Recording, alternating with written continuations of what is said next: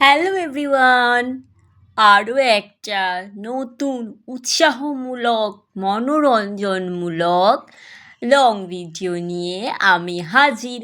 তবে হ্যাঁ, কেউ যদি অ্যাভয়েড করে চলে যান তবে বুঝতেই পারবেন না কেন বলছি উৎসাহমূলক আর মনোরঞ্জনমূলক ভিডিও।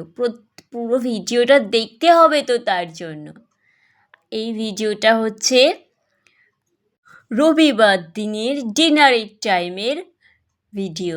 হ্যাঁ, রবিবার দিন ডিনারের টাইম। আরে হ্যাঁ, যারা আমার ভিডিও দেখেন তারা তো জানেন রাতের দিকে আমরা কাঁঠাল রুটিই খাই। সেই জন্য আজকে একটু অন্যরকম ভিডিও, অন্যরকম খাওয়া দাওয়া। আসলে প্রায় 3 মাস পর রাতে একটু অন্য কিছু খাচ্ছি। 3 মাস ধরেই কাঁঠাল আর রুটি খাই। আজ তাই জন্যে একটু অন্যরকম, মানে একটু লুচি করলাম, গরম গরম ফুলকো ফুলকো লুচি, আর তার সাথে একদম সিমুইয়ের পায়েস। লুচির সাথে আলুর দমটা বেশ যায়, তাই না? না না, এটাও করব কয়েকদিন বাদে। বেশ কিছু বাতাসা জমে গেছিলো, আর আপনারা তো জানেন রুম্পা কিন্তু সঞ্চয়ী, অপচয় করে না। তো বাতাসাগুলো কি কাজে লাগাবো, যার জন্যেই আরও এই তোড়জোড়। তো একটা দুধের প্যাকেট দিয়ে, অর্ধেকটা সিমইয়ের প্যাকেট দিয়ে করে ফেললাম রবিবার রাতে ডিনার ফুলকো লুচি আর সিমুই। আর লুচিটাও অবশ্য করলাম ময়দা আর আটা মিশিয়ে। তার সাথে নিয়ে নেওয়া হলো আমার কর্তামশাইয়ের ফেভারেট, কি দেখতেই পারবেন, দেখেছেন, দেখবেন পাতে কি নিয়েছে। তো রবিবার দিন রাতের দিকে তো ডিনারটা 9টা থেকেই 9:30টার মধ্যে করে ফেলি। তো চলে আসলাম রান্নাঘরে 8টার সময়। তার সাথে আরও হালকা ফুলকা কিছু কাজ ছিল, সব নিয়ে ডিনার করে ঘরে যেতে যেতে একদম 9:30, রাইট টাইম না? একদম গুছিয়ে গাছিয়ে ঘরে যেতে যেতে 9:45 হয়ে গেছে। 9:30 থেকে 9:45, এইটাই কিন্তু ডিনারের পক্ষে পারফেক্ট টাইম। তারপর যাও, খাওয়া দাওয়া করে একটু গল্প গুজব করো, একটু এন্টারটেনমেন্ট করে ফোন দেখো, তারপর ঘুমানো। আর এই দেখুন, আমি কড়াইতে দিয়ে দিয়েছি প্রথম লুচিটা। তো দেখা যাক লুচিটা কেমন হয়। আর আমার কড়াইটাকে একবার দেখছেন, কিছুতেই আমি এটাকে পরিষ্কার করতে পারি না। একবার যে পরিমাণ কালো হলো তো হয়েই গেল। আর এর মধ্যেই লুচিগুলো করলাম, কারণ ওই কড়াইটা তো চ্যাপ্টা কড়াই, তো তেল অনেকটাই লাগবে, যার জন্য আমি এই কড়াইটা নিলাম। সচরাচর এই কড়াইটা আমি একদম বার করি না এই লুচি টুচি কিছু ভাজাভুজির জন্য। আর এই দেখুন পাতে ফুলকো লুচির সাথে কি নিয়ে নিয়েছে আমার কর্তামশাই, তার ফেভারেট গুড় নিয়ে সে বসে পড়েছে। তাকে লুচি ভেজে দিলে ও গুড় দিয়েই আগে খাবে দুটো লুচি, বরাবর খুব ভালোবাসে গুড় দিয়ে খেতে। আর এই যে সিমুইয়ের পায়েস, সাথে ছিল কিছু বাদাম, সেগুলোও ওপর থেকে কাজু বাদাম ছড়িয়ে দিয়েছি। ঘরে অনেক দিন ধরেই রাখা রয়েছে, ব্যবহার আর করা হয় না। কী কাজে দেবো জানি না, মানে করা তো কী কাজে দেবো বুঝে উঠতে পারি না, তাই এর মধ্যে দিয়ে দিয়েছি। আর এই যে আমার কর্তামশাইয়ের সঙ্গী, সকাল দিন দুপুর দিন আর রাত যখনই দিন তার খাবার টেবিলে হাতের কাছে কিন্তু একটা তার ফেভারিট ফোনটা থাকতেই হবে। ফোন দেখতে দেখতে সে খাওয়া দাওয়া করবে। আর আমি তো গরমে গেছি ঘেমে, ফ্যান চালিয়ে কি আর কাজ করা যায়, তাই ফ্যান বন্ধ করে রান্না করতে করতে একদম ঘেমে গেছি। গুড মর্নিং, আজ সোমবার, সপ্তাহের প্রথম দিন। আরও একটা নতুন সকাল, আরও একটা নতুন সপ্তাহ শুরু হয়েছে। আমরা প্রত্যেক দিন হাতে হাত মিলিয়ে একসাথে রয়েছি, একসাথে থাকবো।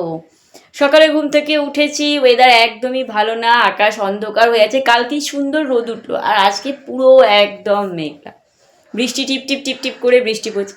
তো কর্তামশাই বেরিয়ে গেলেন আর আমি উঠে পড়লাম। কর্তামশাই বললো এত সকালে উঠে কী করবে, যে কী আর করবো, শুই। আর একবার ঘুম থেকে উঠে পড়লে না উঠতে ইচ্ছা করে না।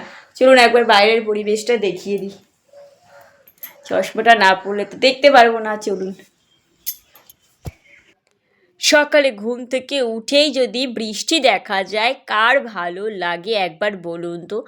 আগের দিন দেখলাম সারাটা দিন খটখটে রোদ, রোদ ঝলমল করছে, আকাশে বেজায় তুলোর মতো মেঘ উড়ে যাচ্ছে, আর ঘুম থেকে উঠেই দেখি উঠোনটা ভিজে। তার মানেই বুঝতে পারছি যে ভোরবেলার দিকে বেশ ভালোই বৃষ্টি হয়েছে। তবে হ্যাঁ, জল জমার মতন বৃষ্টি এখন খুব একটা হয় না। তা এইরকম বৃষ্টিতে কেউ যদি গাছপালা লাগায় সেই গাছপালা কিন্তু সুন্দরভাবে হয়ে যাবে। আমার মুখে একটু গাছের গল্পটাই বেশি শুনবেন, বাড়িতেই সারাক্ষণ দেখে মানে ঘুরে বেড়াই মানে বলতে চাইছি যখন বাইরে যাই দেখি কোন গাছে ফুলটা ফুটলো, নতুন কোনো একটা গাছ উঠেছে কি না, তার মধ্যে ফুল ফুটেছে কি না সেগুলোই লক্ষ্য করি। আর এই যে অনেক দিন ধরেই বারান্দার জানলাগুলো বা জানলা ফ্রিজের পেছনটা ঝাড় দেওয়া হয়, যেটা হয় 7 দিন ঝাঁট না দিলেই দেখবেন জায়গায় জায়গায় ঝুল জমে যায়, ঠিক তাই হয়ে গেছে। আর প্রত্যেক দিন চোখে পড়লেও হুড়োহুড়ির চাপে যেগুলো অত্যন্ত নেসেসারি কাজ সেগুলোই করা হয়, সব সময় হয় না এখানে ওখানে ঝুলগুলো ছাড়া। তো ভাবলাম আজকে করে নিই, আর আজকে উঠোনটা একদমই ঝাড় দিতে যায়নি, দেখলাম উঠোনটা ভিজে ভিজে রয়েছে। তবে হ্যাঁ, যত বেলা বাড়লো যেন মনে হলো যে উঠোনটা ঝাড় দিলে ভালো হতো, কারণ পাতা প্রয়োজনের পরিমাণে অনেকটাই পড়লো। ঘর, বারান্দা, রান্নাঘর, মানে টয়লেট সমস্ত জায়গাতেই একবার করে ঝাড় দেওয়া, আর জল ঢালার পরে যখন উঠোনটা ঝাঁট দিলাম না দিনের শেষে বা দুপুরের দিকে মনে হলো যে বোধহয় সকালের দিকে ঝাঁটটা একটু হলেও দিয়ে দিলে ভালো হতো, কারণ সারাদিন যদি ঝাঁট না পড়ে না পাতার পরিমাণ আরও বেশি পরিমাণে পড়ে যায়, যেন মনে হয় উঠোনটা অপরিষ্কার হয়ে আছে। যদিও বৃষ্টি পড়ছে, বৃষ্টির জল পড়ছে, উঠোন ধুয়ে যাচ্ছে, কিন্তু এই যে পাতা, টগর ফুল কত পড়ে থাকে, এগুলো ঝাঁট দিলে একটু পরিষ্কার হয়। তো যাই হোক, আগামীকাল বৃষ্টি যদি খুব পরিমাণে না হয় উঠোনটাকে একটু সময় নিয়ে ভালো করে ঝাঁট দিতে হবে। আর এই যে এরপর আমি কি আজকে কিন্তু সকালে ঘুম থেকে উঠেই ড্রেস চেঞ্জ করে, যেহেতু দেখছিলাম টিপটিপ করে বৃষ্টি পড়ছিল, সেই জন্য আমি ফুলগুলো তুলেই রেখেছিলাম। তো সেই কারণে স্নান করে আর ফুল তুলতে যেতে হয়নি বা ভিজেও যায়নি। আজকে এই জবা ফুলটা ফুটেছে, এমন জায়গায় ফোটে না, পারতে খুব অসুবিধা হয়, লাঠি দিয়ে মেরে মেরে পারতে পারতে ফুলের বৃন্তটা অনেকটা ছিঁড়েই যায়, হাত পাই না তো যেই জায়গাটাতে রয়েছে। কিন্তু ফুলটা ফুটেছে, একটাই ফুটেছে, না ঠাকুরের পায়ে দিলে হয়। আর রান্না বলতে তো আজকে বেজায় রান্না করেছি, আগের দিন বেশ কিছু ভাত ছিল, সেটা দিয়ে কি করলাম আর দেখুন। আর মাছ এনেছিল কর্তামশাই, মাছগুলোকে ভেজে রাখলাম, আর সেখান থেকে 2 পিস মাছ ল্যাজা আর একটা পেটির মাছ নিয়ে নিলাম আজকের জন্য, আর বাকিগুলো রেখে দিয়েছি আগামীকালের জন্য। আর এই যে দেখুন বৃষ্টি পড়েই যাচ্ছে। আর 2টো ইলিশ মাছের মাথা ছিল, সেগুলো দিয়ে আজকে গাটি কচু করে নিলাম। আলু দিয়ে গাটি কচু দিয়ে ইলিশ মাছের মাথা দিয়ে আমিষ করে পেঁয়াজ ফোড়ন দিয়ে নুন, হলুদ, লঙ্কা, জিরে, ধনে দিয়ে একটু মাখা মাখা একটু ঝোল ঝোল করে নামিয়েছি, যদি রাতে রাতে রুটি দিয়েও খাওয়া যায়। গাটি কচু দিয়ে ইলিশ মাছের মাথা করলাম। আর কি করলাম সেটাই অবশ্যই দেখাবো, যে আমি ভাতগুলোকে ভাবলাম যে কিছু একটা আজকে করা যাক, যে কী করব ভাতগুলো। সেই ভাতগুলো কাজে লাগালাম, আর হাফ কৌটোরও কম চাল নিয়েছি, যদিও বা যে দেখলাম আমার কর্তামশাইয়ের খাওয়ার পরিমাণ এতটাই কম যে ভাত রান্না করলাম সেই ভাত তো সে নিলই না, শুধু মানে যে ভাতটা দিয়ে আমি ভাত ভাজা করলাম শুধু ওই ভাত ভাজাই নিল, মাছ ভাজা দিয়ে আর গাটি কচুর তরকারি দিয়ে একটু ভাত খেলো, মানে একটু ওই ভাত ভাজাই নিল, গাটি কচুর তরকারির পাশে একটু ভাত ভাজাই নিল।